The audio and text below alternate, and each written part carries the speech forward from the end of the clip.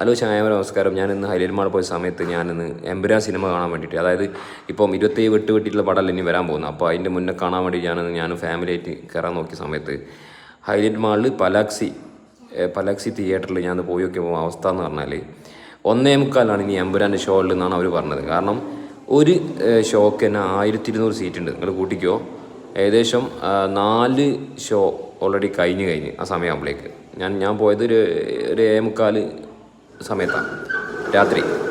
അപ്പോൾ ഇനി 1:45 ഷോ ഉള്ളതെന്ന് പറഞ്ഞത്. അത്രയും സീറ്റ് ഫുള്ളാണ്. അപ്പോൾ ഇതിൽ പറയാനുള്ള ഒറ്റ കാര്യമുള്ളൂ, സംഘികൾ എന്ത് ബഹിഷ്കരിക്കുന്നോ അതിന് ആവശ്യക്കാർ കൂടും.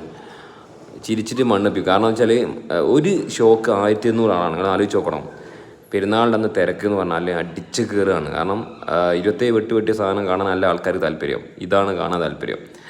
അപ്പോൾ ഫുള്ള് ജനങ്ങളാണ്. 200 കോടി എന്നല്ല, നിൽക്കില്ല. ഇപ്പോൾ ഞാൻ ലൈവായിട്ട് കണ്ട കാര്യമാണ്. അപ്പോൾ ഞാൻ പടം കാണാതെ ഞാൻ എന്ത് ചെയ്തു, ഒരു ഫുഡൊക്കെ കഴിച്ച് ഫാമിലി ആയിട്ട് കൂടെ ഫുഡൊക്കെ കഴിച്ച്, ഞാൻ ഡയറ്റിംഗ് ആണേ, അതുകൊണ്ട് ഞാൻ ചെറുപയറും അപ്പോൾ പ്രോട്ടീനുള്ള സാധനമൊക്കെ എഗ്ഗും ഇതൊക്കെ കഴിച്ചിട്ട് അങ്ങോട്ട് പോരുന്നു.